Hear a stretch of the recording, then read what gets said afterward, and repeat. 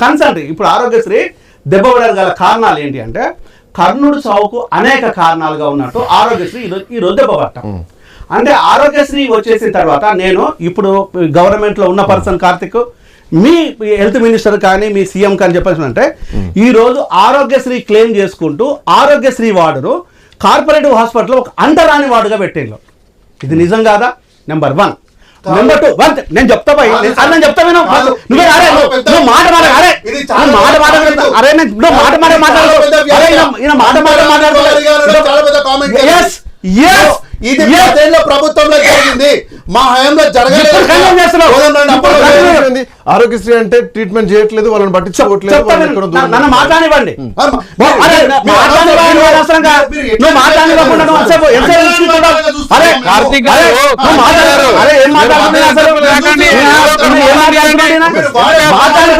మాట్లాడే పద్యాలు నేను మాట్లాడతావా?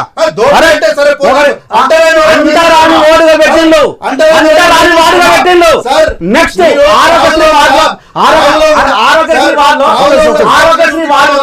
ఆరోగ్యశ్రీ వార్డును కార్పొరేట్ హాస్పిటల్ ఫ్రీ కొత్తగా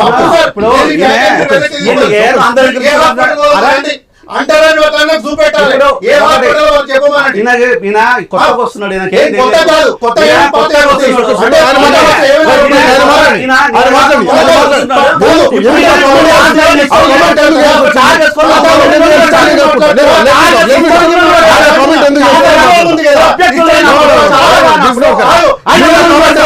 మీరు అంత పెద్ద కామెంట్ ఎందుకు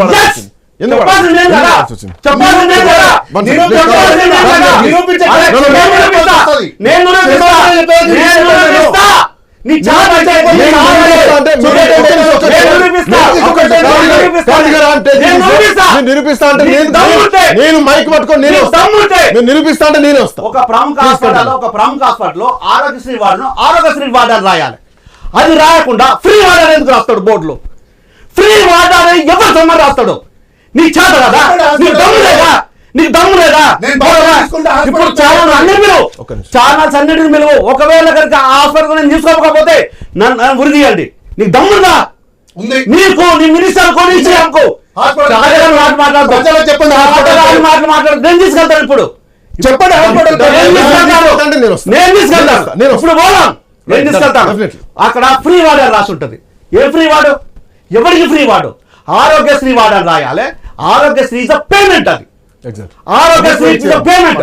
Aarogyasri patient is a respective patient. ఆరోగ్యశ్రీలో వచ్చిన ప్రతి రోగి అనారోగ్యంతో కూడుకున్న వ్యక్తి. ఆ కామన్ సెన్స్ కదా మీకు? ఆరోగ్యశ్రీ వార్డును సపరేషన్ చేయడం అనేది నీకు తెలియదు, నాకు తెలుసు. Because of I'm a medical person. నా ఎక్స్పీరియన్స్ 30 years ఎక్స్పీరియన్స్. నువ్వు నిన్నగాక మొన్నొచ్చి అంటరాని వాళ్ళకంటే ఇంకా సహాయంగా చూస్తున్నారు. ఒకవేళ అదొక నెంబర్, అది కూడా నేను ప్రూవ్ చేస్తాను. వన్ అదర్ థింగ్, నేను ఆరోగ్యశ్రీని గవర్నమెంట్కు గత 15 నుంచి మొత్తుకుంటున్నాను. ఒకటే, ఆరోగ్యశ్రీని కార్పొరేట్ హాస్పిటల్స్కి ఇవ్వకండి, దాన్ని గవర్నమెంట్ హాస్పిటల్లో పెట్టండి. గవర్నమెంట్ హాస్పిటల్లో పెడితే ఆ వచ్చిన ఇన్కమ్ను ఇన్ఫ్రాస్ట్రక్చర్ని క్రియేట్ చేసుకోవచ్చు. ఆ డబ్బులని గవర్నమెంట్ డాక్టర్లు ఆ అకాడమిక్ ఓరియంటేషన్లో ఉంటారు కాబట్టి వాళ్ళకు ప్రైవేట్ ప్రాక్టీస్ చేయాల్సిన నెసిటీ పెట్టకుండా ఈ అమౌంట్ని వాళ్ళకు రెమ్యునరేషన్గా జనరేట్ చేయండి. దానికి డైరెక్ట్గా పూర్ పీపుల్ అంటే నా ఎస్సీ కాదు, నా ఎస్టీ కాదు, నా బీసీ కాదు, నా ఓసీలు కాదు, నిజమైన పూర్ పీపులే కదా గవర్నమెంట్ హాస్పిటల్ పోయే వాళ్ళు. కులానికి సంబంధం లేదు కదా. ఆ జనానికి వస్తారు, ఆ జనానికి గర్వంగా వస్తారు.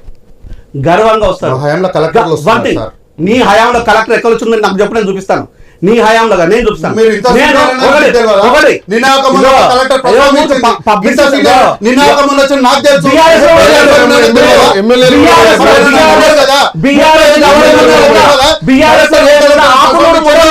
ఆకునూరు మురళి బీఆర్ఎస్ గవర్నమెంట్ లో కలెక్టర్ గా ఉన్నప్పుడు ఆకునూరు మురళి కూతుర్ని కూడా డెలివరీ చేయించిండు. నాకు తెలుసు మురళి చేయించిన విషయం.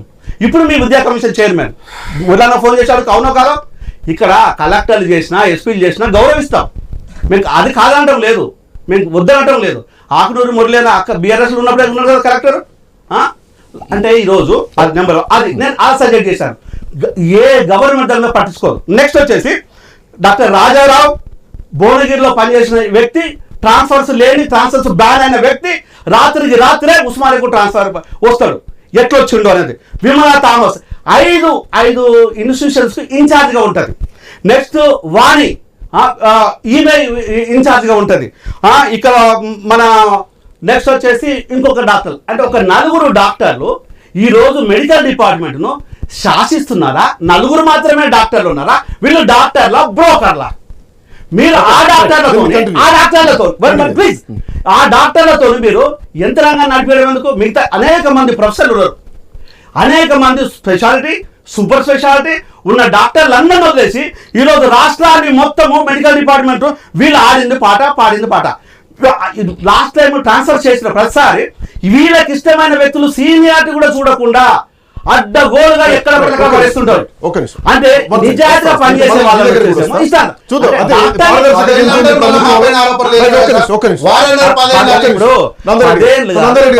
చెప్తున్నాను.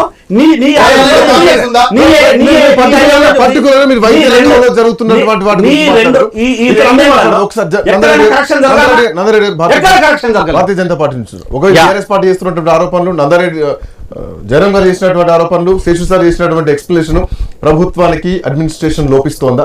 ఇవన్నిటిని ఎట్లా చూస్తున్నారు, మీరేం చెప్తారు? శ్రీకాంత్ గారు, ఇక్కడ మనము ఆవేశపడి అరుచుకుంటే లాభం లేదు. నేనేమంటున్నా, వాస్తవ పరిస్థితి ఏమైతే ఉన్నదో అది గ్రౌండ్ రిపోర్టు ప్రజలకు చేరడం కోసమే మనం ఒక చర్చ పెట్టినాము. అసలు ఈ పీజీ రియంబర్స్మెంట్ ఎవరు తీసుకుంటారండి? అట్టడుగు స్థాయిలో ఉన్నటువంటి ఒక పేద విద్యార్థులకు సంబంధించినటువంటి ఒక సమస్య. నంబర్ 2, ఆరోగ్యశ్రీకి ఎవరు పోతారండి? నువ్వు ఆడిపోతావు కార్పొరేట్ పోతా, నేను ఆడిపోతా కార్పొరేట్ పోతా, లేదంటే హెల్త్ ఇన్సూరెన్స్ కట్టుకుంటాం. అంటే ఇది పేద ప్రజల కోసము జరుగుతున్నటువంటి యొక్క పనులలో ప్రభుత్వాలు కట్టర్ ఫ్లాప్ అయినాయి. నంబర్ 1. ఇంకొకటి ఏంటంటే, ఇప్పుడు కాంగ్రెస్ పర్సన్ మాట్లాడుతూ కానీ టీఆర్ఎస్ పర్సన్ మాట్లాడుతూ కానీ మీరు ఎక్కువ దోసుకున్నారంటే మేము ఎక్కువ దోసుకున్నాం, మీరు ఎక్కువ దోసుకున్నారంటే అరే 10 సంవత్సరాల కన్నా ముందు పాలించింది ఎవరండి? కాంగ్రెస్ పార్టీ కదా. అంటే ఆ పాపం కాంగ్రెస్ పార్టీకి ఉన్నట్టే కదా. అంటే 10 సంవత్సరాల కింద ఉన్నటువంటి ఒక పెండింగ్లు టీఆర్ఎస్ ప్రభుత్వం పెంచదు, కంప్లీట్ చేయదు. టీఆర్ఎస్ ప్రభుత్వం పెట్టినటువంటి ఒక పెండింగ్లు కాంగ్రెస్ పార్టీ కంప్లీట్ చేయదు. అంటే ఇటు ఆరోగ్యశ్రీకి నిధులు కేటాయించది, అటు యూనివర్సిటీలకు నిధులు కేటాయించకుండా పేద ప్రజల ఒక డిగ్రీ పాస్ అయినటువంటి ఒక విద్యార్థులకు సంబంధించినటువంటి